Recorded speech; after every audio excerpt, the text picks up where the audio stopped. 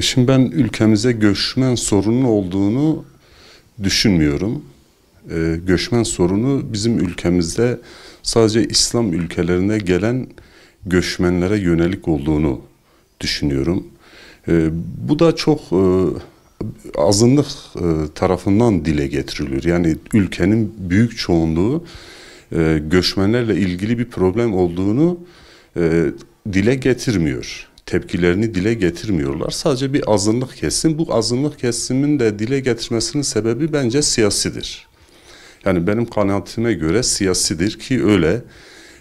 Bu İslam ülkelerinden gelen göçmenlerin özellikle iktidarın biraz daha dindar olması üzerinde bir propaganda yapılıyor. Ben ülkemizde göçmen sorununun olduğunu düşünmüyorum. Eğer öyle bir sorun olmuş olsaydı bugün ülkemizde birçok Ukraynalı da var. Biliyorsunuz orada da savaş var.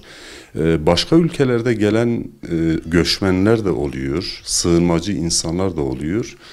Bunu dile getiren ve tepkiyi dile getiren insanların bir kısmı da göçmen. Yani başka ülkelerde doğmuş, orada yaşamış insanlar ne yazıktır ki iktidarı köşeye sıkıştırayım derken farkında olmadan bir göçmen karşıtlığı ortaya koyuyorlar. Göçmen düşmanlığı ortaya koyuyorlar. Bu da büyük bir tehlikedir. Kalpleri kin ve düşmanlıkla dolu olan bir toplumda huzur olmaz.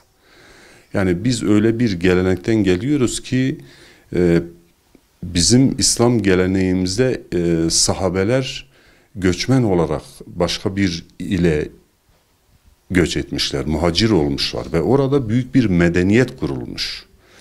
Yani bundan dolayı eğer biz bunu yapanlara, bu göçmen karşıtlığını kaşıyan insanlar eğer bunu yaparlarsa ülkede büyük bir kin ve düşmanlık oluşur. İnsanlar farkında olmadan birbirlerine de zarar vermiş olurlar yani. Özellikle ülkemize Suriye ve Afganistan'da gelen göçmenler üzerine bir propaganda yapılıyor. Ukrayna'da gelen insanları hiç bunu gündem etmiyorlar. Ve hakeza Avrupa'ya giden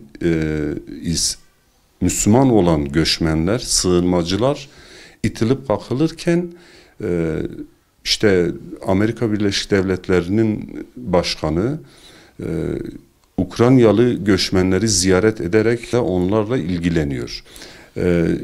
Suçun şahsiliği ilkesi vardır. Bugün özellikle bu göçmen düşmanlığının üzerinde propaganda yapan insanlar Suriyelilerin ya da Afganların işlemiş olduğu suçlardan dolayı bir eleştiri getiriyorlar. Ama bugün ülkemize 3 milyon ya da 4 milyon sayısı net olmamakla birlikte bunların içine baktığımız zaman belki bir elin 5 parmağını geçmeyecek kadar suç işleyen insanlar var. Yani bundan dolayı tamamıyla topyekün olarak göçmenlere karşı bir propaganda yapmak, onları insanların gözünde düşmanlaştırmak, ülkemizde birbirine karşı düşmanca bir neslin türemesine sebep olması bence hakaniyetli bir davranış değil. Yani eğer ki bir Suriyeli, bir Türkiye ya da bir Kürt vatandaşı suç işliyorsa, biz bütün Türkleri ya da Kürtleri suçlayamıyorsak, aynı şekilde bir Suriyelinin suç işlemesi suçun şahsiliği ilkesine göre sadece onu ilgilendirir, onu genellememek gerekir. Biz misafirperver bir toplumuz. Yani bizim geleneğimizde bu vardır.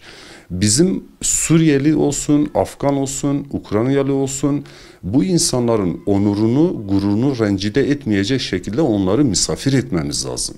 Suriye'deki savaş ya da Ukrayna'daki savaş eğer ki nihayete barışla sonuçlanırsa, netice itibariyle bu insanların da kendi ülkelerine gidip kendi vatanlarında yaşamak istediklerini biliyoruz. Biz de burada Suriyeli insanlarla konuşuyoruz.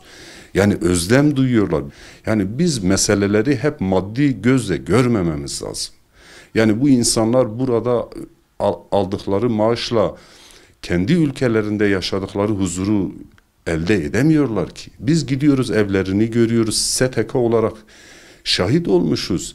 Kaldıkları yerler gerçekten öyle bir insanın yaşayabileceği bir yer değil. Yani elbette ki bu insanlarda oradaki can güvenliği, mal güvenliği sağlandığı zaman elbette ki bunları da bizim kendi ülkelerine yolcu etmek gibi bir sorumluluğumuz var. Onlara düşmanlık edemeyiz. Çünkü biz Müslümanız. Biz Müslüman olarak bu insanlara sahip çıkmamız lazım.